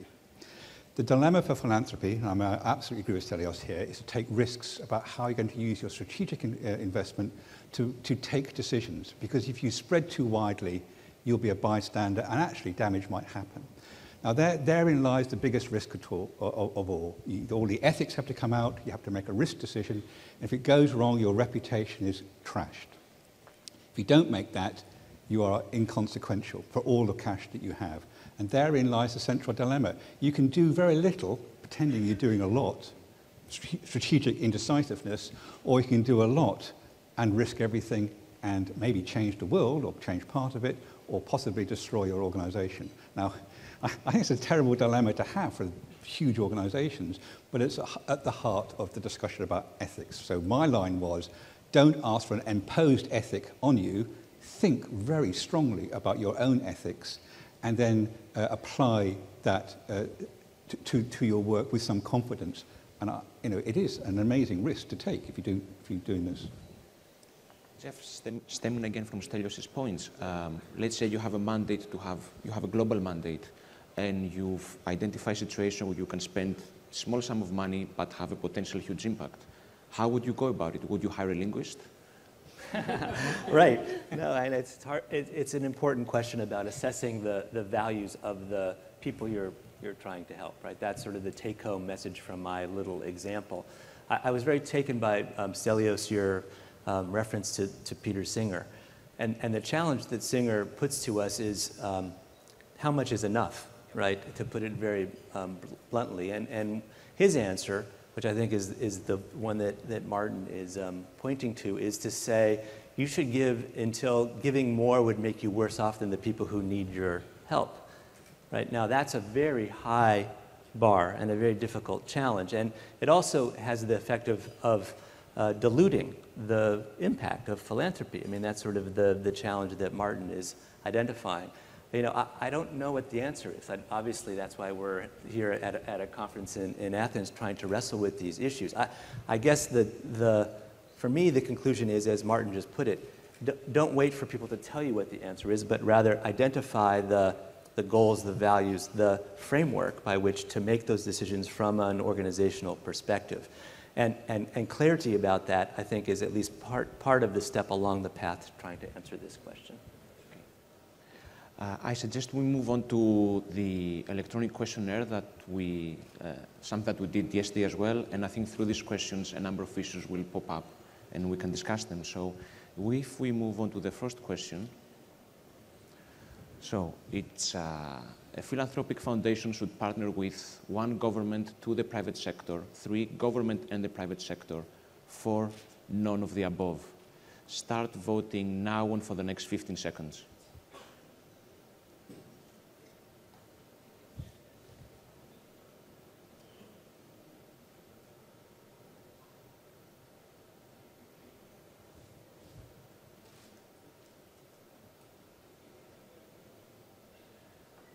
Okay, overwhelming agreement there. Martin, I think that was one of your favorite questions. What do you make of it? Well, I think this is a great audience to have. I wish you were like my trustees. I wish you were my trustees, because it is actually quite a difficult conversation we have at every board meeting. The degree to which we compromise our independence and in part compromise the ethics at Oxfam by engaging. And I think that we should do, but it's a very difficult task to do, because you have to have, I think, as we were saying, a very strong internal attitude. You have to know as an organisation why you're there and what compromises you're willing to make and why you're willing to make them. So I'm delighted with that response. It's much higher than I was expecting. Please come and join my board. Chris, how does this make you feel? I mean, your presentation really highlighted some difficult issues there, at least in terms of cooperation with the private sector. Does this make your job easier or more difficult? I think, yeah, I mean, it happens. It happens now, it happens everywhere, as I mentioned. I think what's interesting for me is the word partner, because partner can take many forms. And for example, we position ourselves with certain actors, certain multinationals in certain sectors as a critical friend, which is a fairly oblique term to mean that we're the chap next to you in the bar asking you to stop smoking because we love you. But you know, partnership can mean fundraising, you know, income, but it can also mean a convergence on different terms, and that doesn't need to mean that you're subservient to the other actor in that dynamic.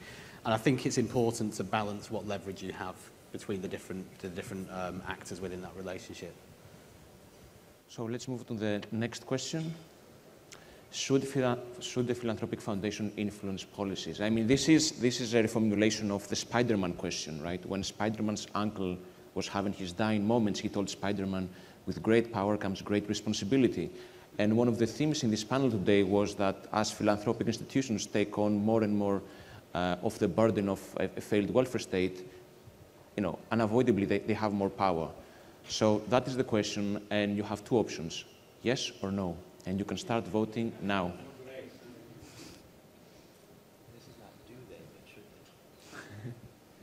Should they? Yeah, should they? Yeah. It's a different issue. That's what? Including, yeah, or general. Okay. At least it's not 50-50. So, Susan, in your presentation, you referred to the capabilities approach, and you said that, you know, empowering people is a means to an end. The end is actually having the capabilities.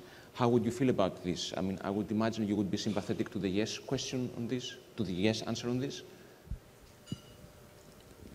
Yes, but I wouldn't say should. I would say that philanthropy, to me, coming from as an outside in, to me, philanthropy is making policy, whether it wants to or not. It's the effect, the ethical dilemmas through practice and their effects on the ground are policy, whether it's de facto policy, it's policy without design, usually, or in some cases, some foundations will take a strategy. I think, at least in the United States, part of why this, I mean, that government foundation question, I don't know partner's the right word. I think the point is that the actions of the sectors that Martin laid out are cumulatively, the policy is the effect of all those actions of people in power. That is policy, and everyone may have a separate policy. So I guess I think philanthropy should recognize that it is in the policy realm, want it or not, regardless of your board or the aspiration, and they should see what the effect of the grant making is and how it connects to their niche, the foundation's chosen niche, or where they can be effective or want to be effective. And I think the other side of the policy making is that your grantees, there's the bottom up side, that the philanthropy is part of the power structure of the civil society, and the other side of civil society are the grantees and the community ground-based groups.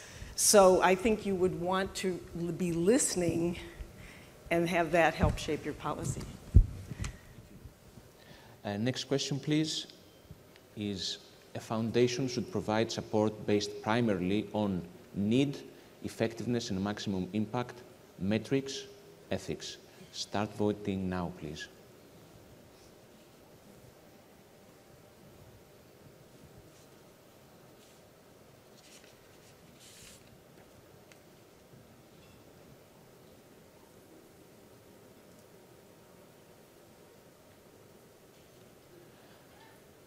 split opinion between need and effectiveness and maximum impact. Ethics is a distant third, I see.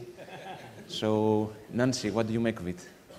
So for me, ethics is completely wound up in the other elements. Ethics is not something in a vacuum, right? So ethics means you've done good, you've been effective, you've done that while you've paid attention to what the real problems are. And so in my worldview, the more we separate ethics, the less of an impact ethics really has. I want to relate this to this example that Stelios gave us with Peter Singer and the shallow pond and the envelope. On the one hand, those two examples are the same in terms of need and the depth of the problem, and presumably what a foundation has to think about is what needs and problems it cares about. But a difference there, which I think also was illustrated through your later comments, is where do I have confidence I will be effective? And the more data come out that say that so much of philanthropy is not effective, despite the best of intentions and despite a commitment to addressing the key problems, one thing you know with the kid in the shallow pond is that you're going to be effective. And in sending that letter, I don't mean to be dismissive about putting the envelope in the recycling, but one thing you're much less confident of is effectiveness. So it seems that devoting attention to understanding how to be effective in the areas one wants to be effective is going to be an important strategy in and of itself. Can I say something? I mean, it's fascinating to me that metrics is 1.4% because this is a very important part of the debate, the philanthropic debate today. I mean, there are limited resources, and I think more and more people are paying more attention to metrics. And actually, this is becoming a debate of its own, to what extent numbers should determine how you allocate your resources and where you provide support. And again, it's a very intense debate. It used to be that metrics were kind of the picture at the beginning. Now the conversation is driven by metrics, but all of a sudden people are discovering that, you know, this is not black and white. There are a lot of other issues that come into play here, need, effectiveness, ethics. And it's interesting, like I think last week, again, the Bill and Melinda Gates Foundation has been pushing very strongly to provide, you know, to evaluate teachers in public high schools as a way of reforming education. And that was a very intense drive, but all of a sudden they discovered that it wasn't working. That drive had a lot of internal problems, and they put a moratorium. They came publicly a week ago and said there is a moratorium across the border in us evaluating and promoting, you know, providing support to school based on the assumption that they will evaluate their teachers. The way they were approaching just didn't work. So these are some of the examples that metrics can be a problem at the end. I was going to speak to this question combined with the one before. So understanding of need is, I think, a very important aspect of this question, but need can be different things. So individuals in need, which I think is the way this question was probably understood, is different than need in an area where funding has been absent. So funding skews programs, which is sort of the point that we've heard from numerous people. And governments will focus in a particular area, leaving a need in a different area. So I think part of the way we have to think about ethics is what the appropriate distribution of resources is, which goes to this question of need and the public-private combination division of the pie, as Martin was articulating. So you know, it's hard to access this with clickers and for different questions, but I think they're all very intertwined. I wanted to say was within my own organisation, we went through this process where we were trying to distinguish between feeling good and doing good. And we had a lot of conversations where people said, I think this is where my moral stance is. And they felt good about that. But when we talked about doing good, it really challenged our moral stances. And that's where we've got to get to within philanthropy. If we are merely trying to say, I feel good by doing this, I think you haven't faced on the dilemmas that Stelios about doing good. And let me give you one example. We were quite certain that we were in favour of human rights, who wouldn't be, which are broadly rights against the state. And we were talking a lot about this. We all felt very good about that. And then somebody says, what about the rights of citizens against their family and community, which is a very modern form of oppression, about how that happens in a huge range of societies across, across the world. We felt much less comfortable, personally, about this area, but it was something we thought we should be exploring. So we have been funding New York University and Gordon Brown, the former Prime Minister, to set up a commission, a global commission on citizenship to try to study this issue at a high level. But behind all of that, we think, well, shouldn't families have rights over their children? Shouldn't men having rights over women? These are really, really cross-cultural dynamic. And I just wanted to make this point that if we start thinking of ethics about how we feel as individuals working for philanthropy, we will fail to exercise all the responsibility, all the power that we have.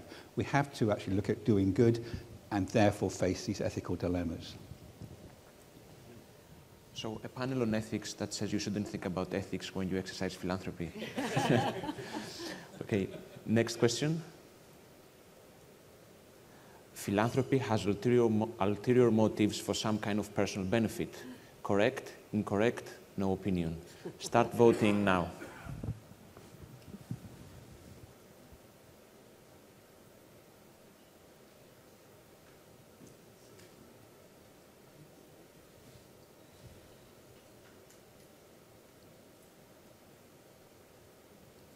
Okay, so Stelio, I think you have to deal with this.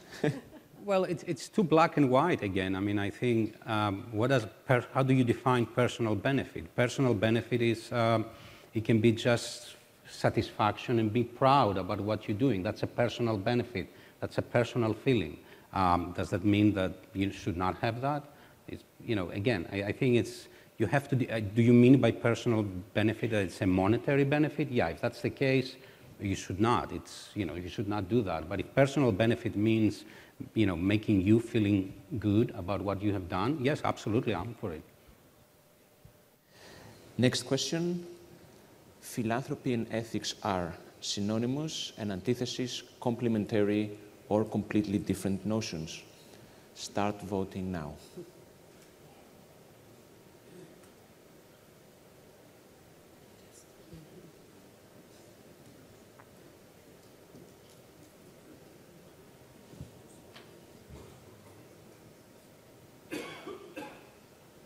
Okay, complementary, overwhelming support for that.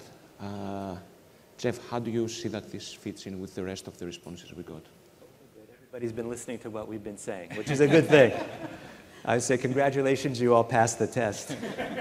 But, well, I hope this is true, and I hope we all on the panel would agree that they are complementary notions. But I think part of what you've been hearing some of us say is that it's difficult to, they should not be divorced. That we can't really talk about philanthropy without talking about ethics. And of course, that's the point of today's program and the value of having a discussion like this with a group of interested people like are in the room. So that's a heartening response, I guess I would say.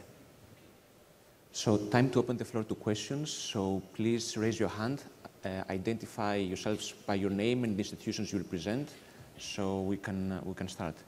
The lady here at the front.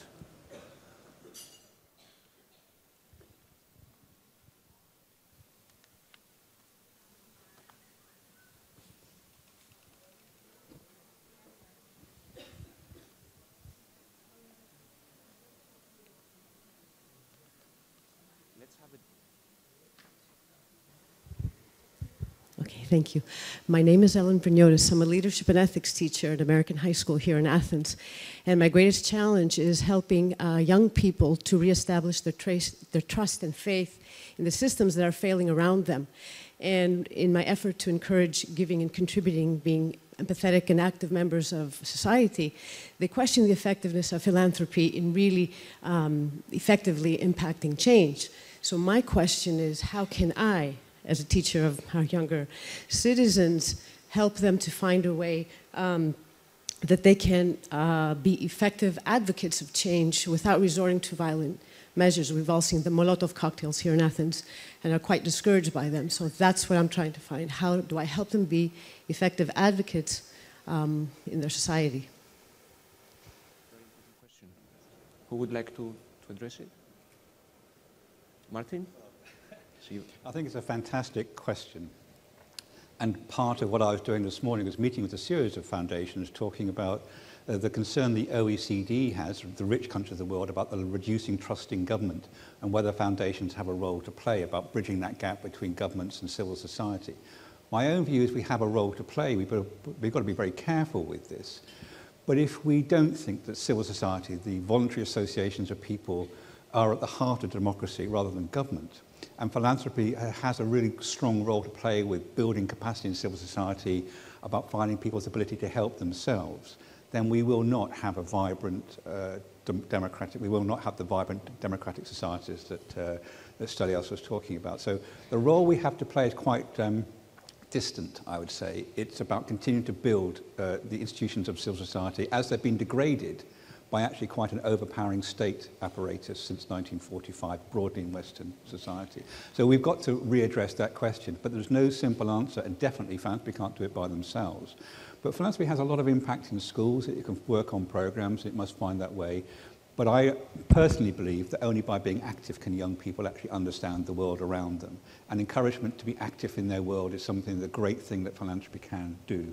That encouragement to be part of civil society so you can have real impact. And we do that fairly well, but we don't do it well enough, I think.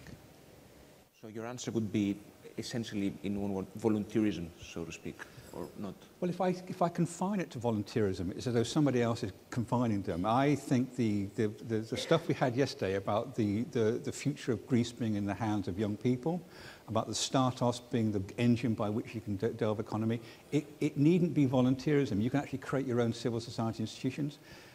Where I come from, I live in a house built by a civil society organisation. I bank with a civil society bank was founded in the 19th century. There's a whole range of things we did 2 centuries ago. We have to refine the ability. I think our new generations are refining that through social networks. They're building things I don't recognise myself as civil society, but which are new forms of civil society.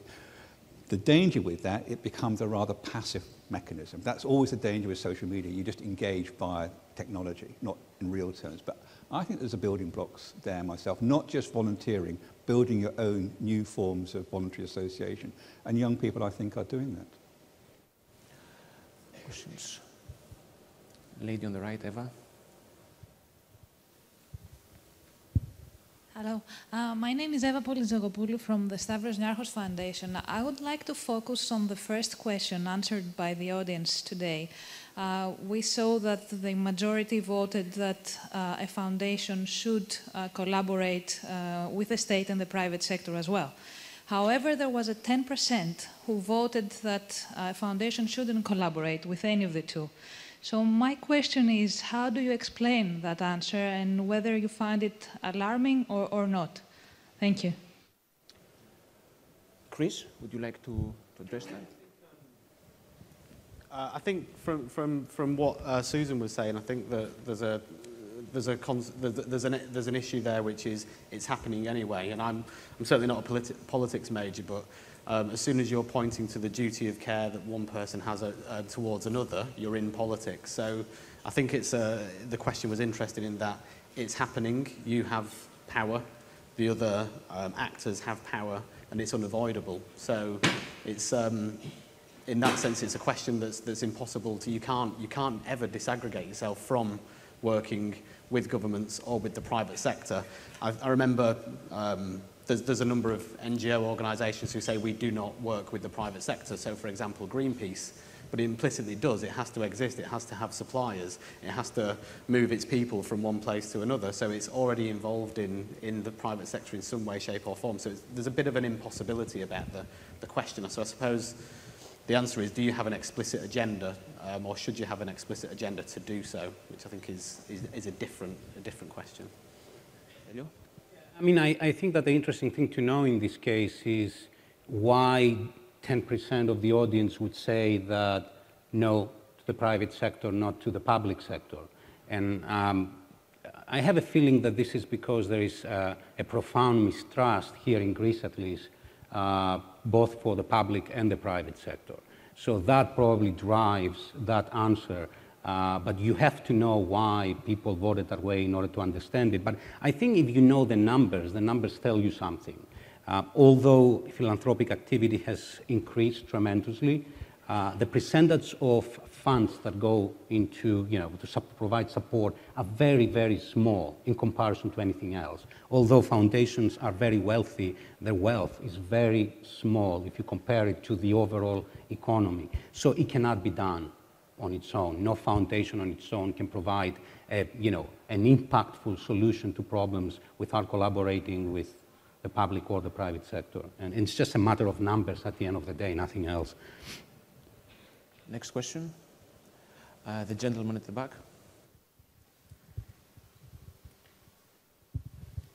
Thank you.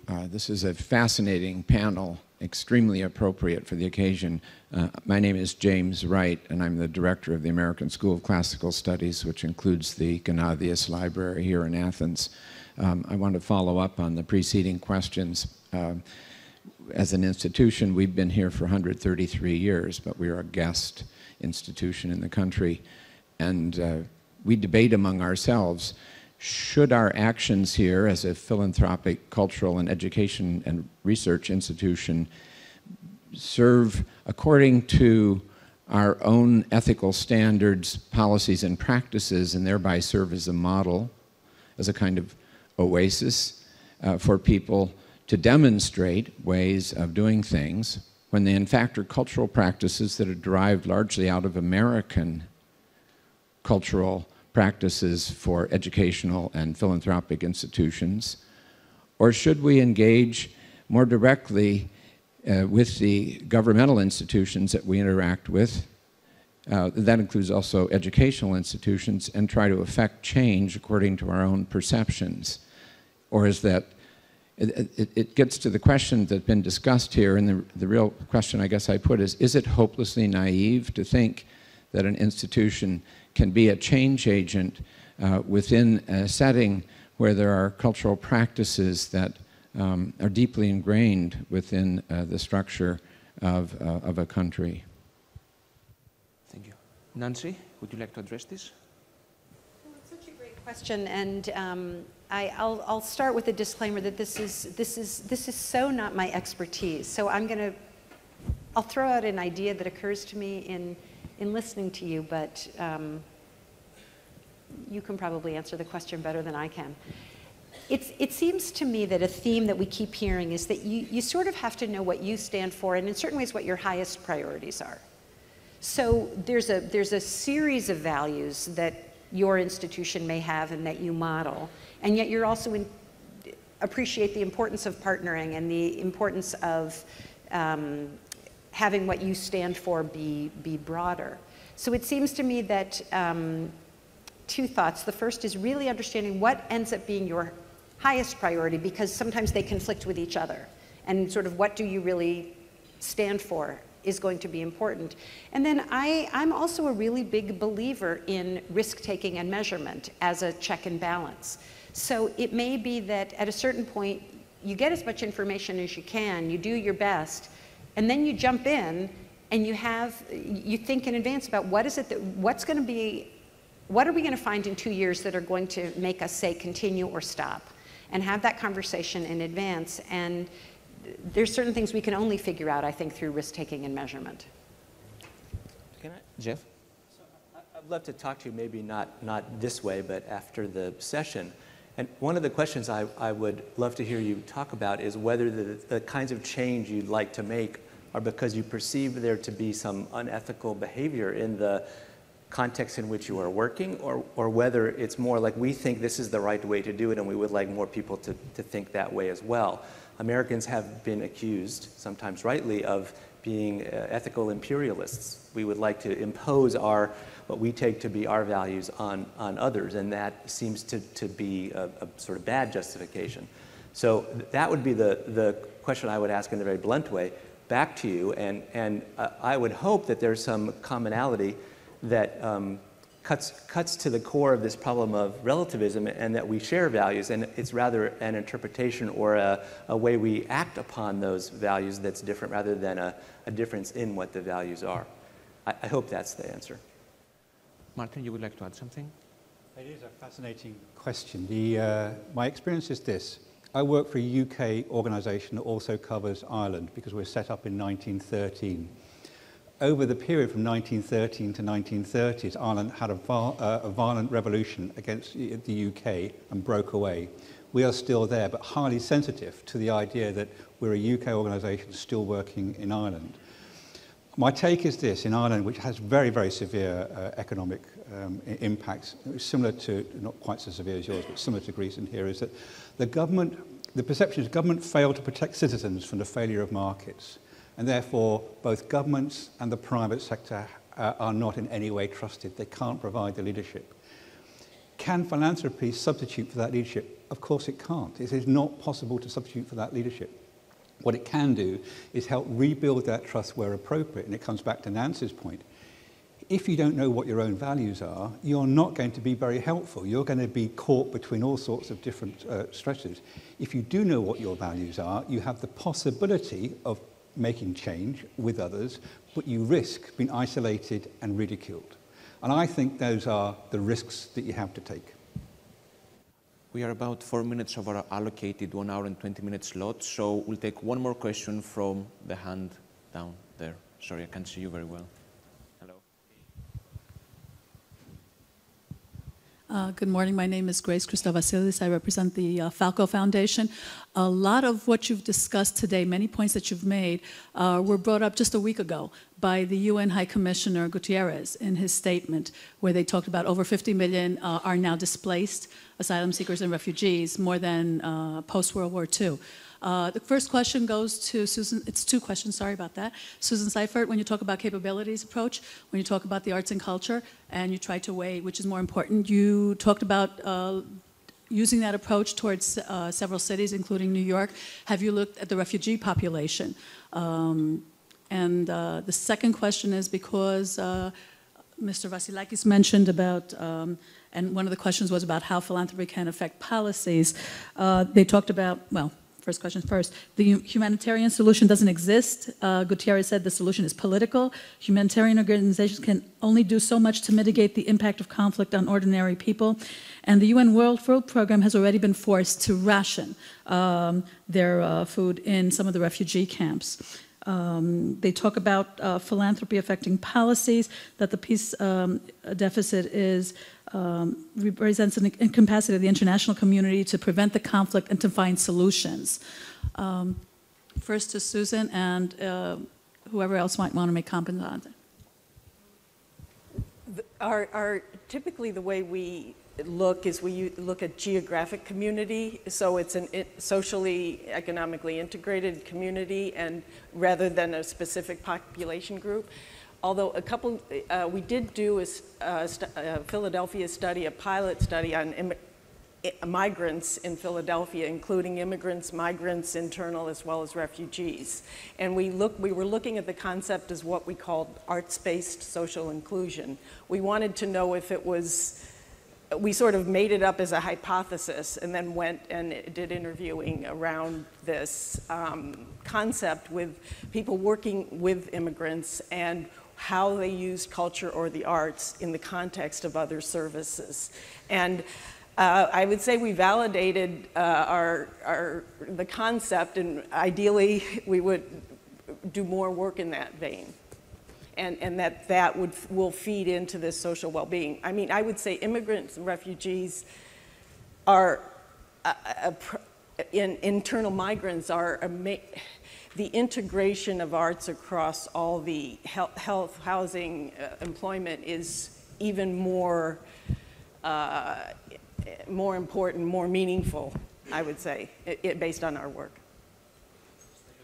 Comment on the second question? Sure that I understood your question clearly. Are you talking about the fact that you have to change policy, it is necessary to do so? Is that the question, that a foundation has to be concerned with that? I think one of the questions was, can philanthropy affect policies? Yes. And so the example that Gutierrez is saying is that, no, can happen. And so I wanted to know. Can or cannot? Cannot happen. It's past that phase now because of the dangerous situation that the peace deficit exists in many countries. So I wanted to know. Well, he's using a very pragmatic and realistic approach about a fact on the ground. I think you have to consider policy at some point if you want to change things to a large scale, but I'm very uncomfortable in advocating that a foundation should be involved absolutely with policy changes because, again, it's not so black and white. We like it when George Soros puts, certain propositions on the ballot, but we don't like it when the Koch brothers put other propositions on the ballot that are more conservative. So this is a ground that is not completely straight, that it's very shifty. So you have to be very careful. And the whole policy issue is very, very complicated. And I don't think that foundations can get fully involved with policy because then they get involved with politics. And that's, again, tricky ground. Well, thank you all very much for your patience. We hope you found the panel interesting. Same goes for our panelists. Thank you very much. And enjoy the rest of the conference.